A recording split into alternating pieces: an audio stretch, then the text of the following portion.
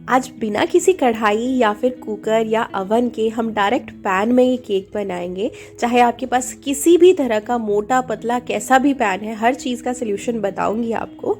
तो आपके पास जिस भी तरह का पैन है ना, उसमें ये बहुत ही बढ़िया केक बन के तैयार होगा। बहुत ही टेस्टी बनता है और नो डाउट बहुत जल्दी और बहुत आसानी से बन जाता है। तो अब किसी बेकिंग टिन या कोई बोल की ज़रूरत नहीं है, डायरेक्ट पैन में बनाइए। स्टेप बाय स्टेप रेसिपी को फॉलो करेंगे तो आपका रिजल्ट बहुत अच्छा आएगा। तो चलिए रेसिपी देख लेते हैं। तो मेरे पास ये इस तरह का पैन है। अगर आपके पास ऐसा पैन नहीं है, पतला भी पैन है ना, तो डोंट वरी, किसी भी तरह का पैन है जिसमें आप चाय बनाते हैं या फिर कुछ हल्का फुल्का छौंक लगाते हैं, उस तरह का पैन जो है आप यूज़ कर सकते हैं। पतला है तो उसका भी सोल्यूशन मैं आगे बताऊंगी, लेकिन मेरे पास ये इस तरह का पैन है जो कि मोटा है, काफ़ी मोटा है तले में इसका। कि सबसे पहले हम अपने पैन को, जिसमें भी आपने बेकिंग करनी है, उसे हम लाइन करेंगे अपने पार्चमेंट पेपर या बेकिंग पेपर के पास, जो भी आपके पास अवेलेबल है उनको इस तरह से। लेकिन ये तो स्क्वायर में आता है ना, तो इस तरह से हम इसे पहले सर्कल में कट कर लेंगे, क्योंकि पैन को अच्छे से लाइन करना बहुत इंपॉर्टेंट है यहाँ पे। तो इस तरह से पैन को उल्टा करके हम कोन शेप बना करके ऐसे सर्कल में बिल्कुल टोटल पूरा मेजर करके इस तरह से कट कर लेंगे। इस तरह से काटने से ना, जो हमारा बेकिंग पेपर या बटर पेपर, पार्चमेंट पेपर जो भी है आपके पास, वो बहुत ही अच्छा बिल्कुल परफेक्ट शेप में आता है जो हमारा बर्तन है। क्योंकि अगर जब ये प्रॉपर लाइन होगा ना, तो बहुत अच्छी बेकिंग होती है, आपको डीमोल्ड करना काफ़ी आसान हो जाता है। तो इस तरह से आप देख सकते हैं बिल्कुल परफेक्ट इसकी शेप में ये आ गया है। नीचे जो इसका बेस है उसमें बिल्कुल परफेक्ट साइज में ये आ गया है।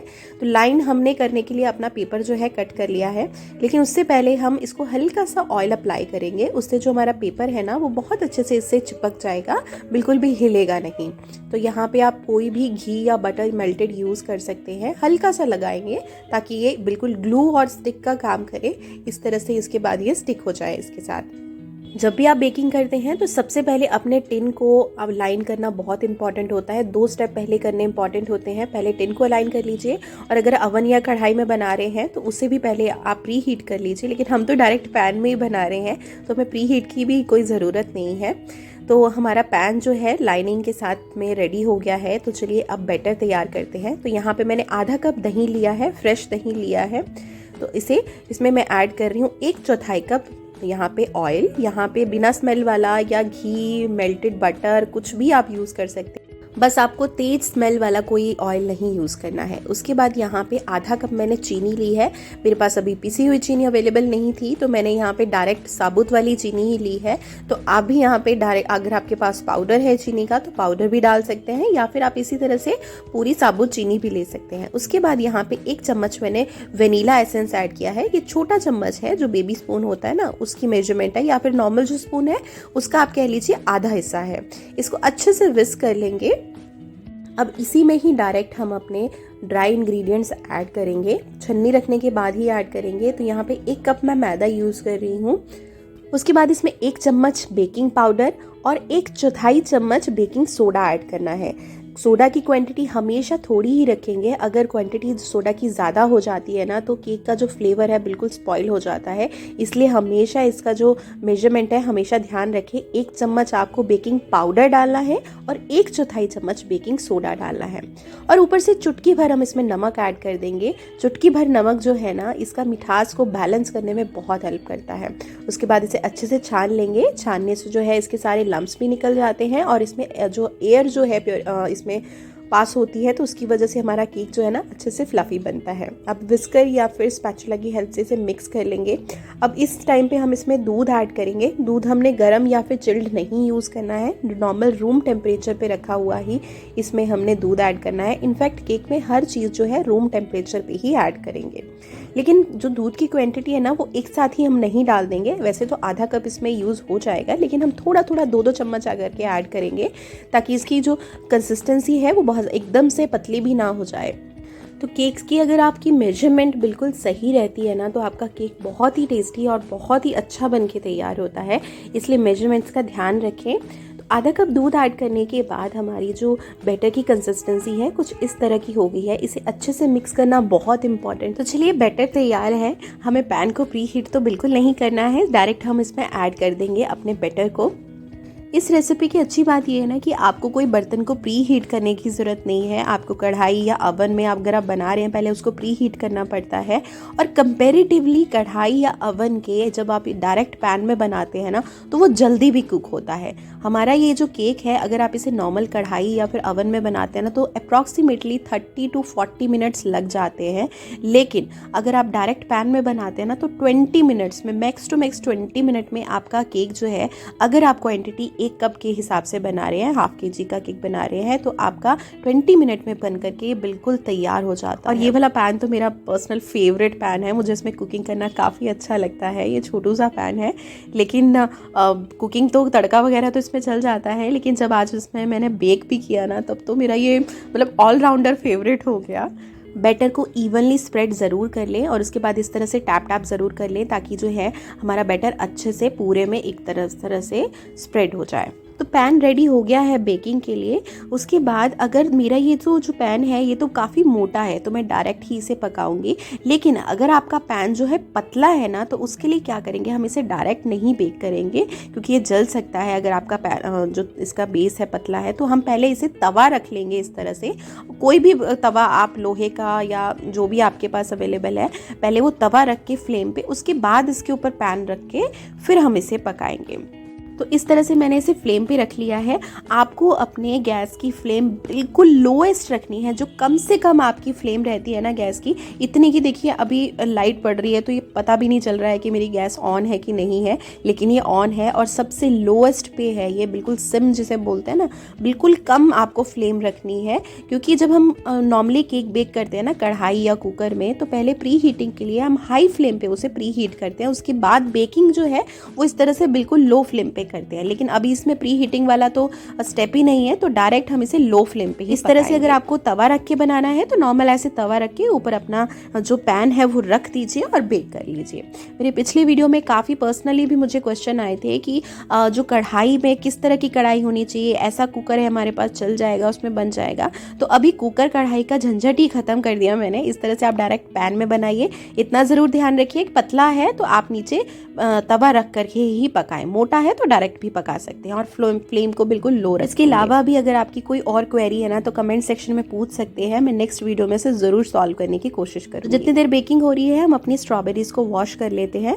अब अगर आपके पास स्ट्रॉबेरी नहीं है तो नॉर्मल आप ड्राई फ्रूट्स के साथ में, किसी और फ्रूट के साथ में भी गार्निश कर सकते हैं, लेकिन मेरे पास स्ट्रॉबेरीज थी तो मैं यहाँ यूज़ कर रही हूँ। लेकिन स्ट्रॉबेरी को यूज़ करने से पहले अच्छे से इस तरह से ज़रूर वॉश कर लें, थोड़ा सा विनेगर और 1 चम्मच बेकिंग सोडा डाल करके, क्योंकि कहा जाता है कि जो स्ट्रॉबेरी है ना उसके ऊपर खूब सारे केमिकल्स होते हैं।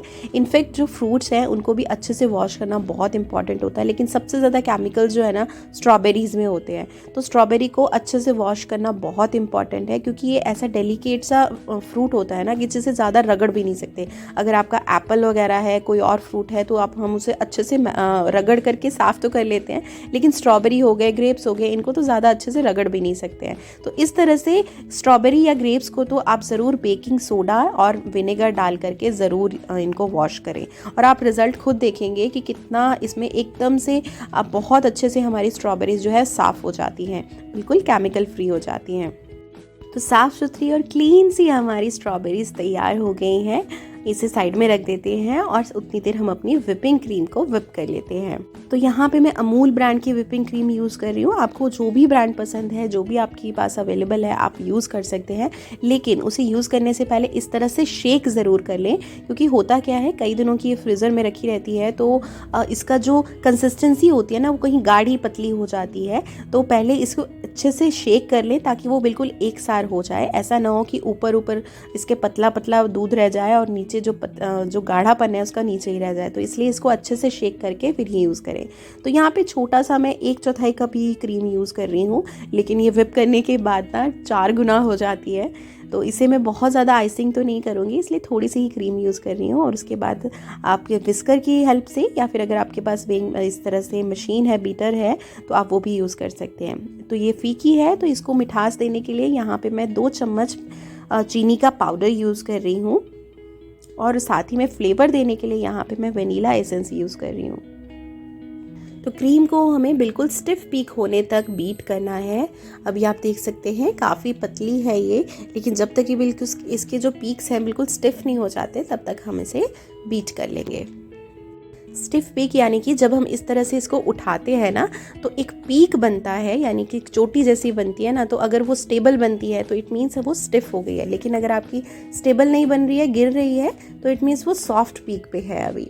तो चलिए, स्ट्रॉबेरी को मैंने यहाँ पे दो तरह के इस तरह से दो पार्ट्स में कट कर लिया है। तो इसे पूरा 20 मिनट्स तक मैंने बेक किया था और बेक करने के बाद ये बिल्कुल इस तरह से हमारा तैयार हो गया है।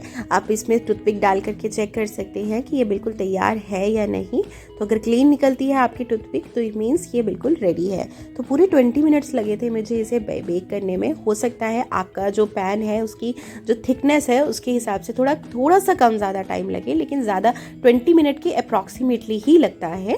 तो इसलिए आप 20 मिनट के आसपास इसे चेक करते रहें। उससे पहले आपको करने की ज़रूरत नहीं है। फ्लेम को कम रखें और जब 20 मिनट हो जाए तो उसके बाद आप इसे चेक करते रहें। तो अब इसे हम ट्रांसफ़र कर लेंगे दूसरे किसी प्लेट में। बहुत ही बढ़िया सा ये वेनीला स्पॉन्ज हमारा तैयार हुआ था। आप इसे ज़रूरी नहीं आइसिंग के लिए, बल्कि आप एज अ टी केक भी खा सकते हैं, बच्चों को कट करके टिफ़िन में दे सकते हैं। तो आप देख सकते हैं नीचे से कितना बढ़िया हमारा ये बेक हुआ है और बिल्कुल भी नहीं जला है। तो एकदम सॉफ्ट हमारा ये केक बन के तैयार हुआ है। तो नीचे का बेकिंग पेपर निकालने के बाद इसे दोबारा से हम इसी पैन में डाल देंगे, या फिर आप नॉर्मल प्लेट में भी इसे सर्व कर सकते हैं, लेकिन मैं डायरेक्ट इसे पैन में ही दोबारा रख रही हूँ। और इसके ऊपर हम अप्लाई कर देंगे व्हिप। बट उससे पहले हम केक को अपने मॉइस्ट करेंगे। तो मॉइस्ट करने के लिए यहाँ पे मैंने दूध लिया है, आधा कप दूध, और उसमें थोड़ी सी मैंने चीनी घोल करके इसे दूध को मीठा बना लिया है। और इसके बाद हम इसके ऊपर इसको होल करके इस तरह से टूथपिक के साथ में या नाइफ के साथ में इसके ऊपर इस दूध को पोर कर देंगे। ऐसा करने से जो है हमारा जो स्पॉन्ज है ना वो बहुत ही सॉफ्ट हो जाएगा, एकदम मॉइस्ट हो जाएगा। अगर आपको व्हिपिंग क्रीम अप्लाई करनी है ना तो उसके लिए ये स्टेप ज़रूर करें, आपका जो केक बहुत अच्छा सा मॉइस्ट हो जाएगा। उसके बाद हम क्रीम अप्लाई कर देंगे। तो आई होप आज की रेसिपी आपको पसंद आई होगी। अगर पसंद आई है ना तो प्लीज़ लाइक ज़रूर कीजिएगा। आपका एक छोटा सा लाइक ना बहुत मोटिवेशन देता है, एक फीडबैक देता है कि मैंने जो मेहनत की है इस केक पे वो रेसिपी आपको पसंद आई है, और इसे ज़रूर ट्राई कीजिएगा। आप उसकी फ़ोटो मुझे इंस्टाग्राम हैंडल पे भी टैग कर सकते हैं। बहुत अच्छा लगता है जब आपकी बनाई हुई कोई रेसिपी जो है कोई और बनाता है, उसे फॉलो करता है, तो बहुत ही अच्छा लगता है। तो रेसिपी पसंद आई है और इस तरह की और भी सिंपल सी रेसिपीज़ देखना चाहते हैं तो चैनल को ज़रूर सब्सक्राइब कर लें, साथ में बने हुए बेल आइकन को ज़रूर प्रेस कर लें ताकि आप कोई भी वीडियो मिस ना कर सके। घर में कोई भी बर्थडे हो, ओकेजन हो, केक बनाने से डर लगता है, बर्तन नहीं है, टिन नहीं है, तो इस रेसिपी को ज़रूर फॉलो करें और मुझे कमेंट सेक्शन में अपने एक्सपीरियंस ज़रूर शेयर करें। तो मिलते हैं कल एक और नई रेसिपी के साथ में। Till then bye bye and take care.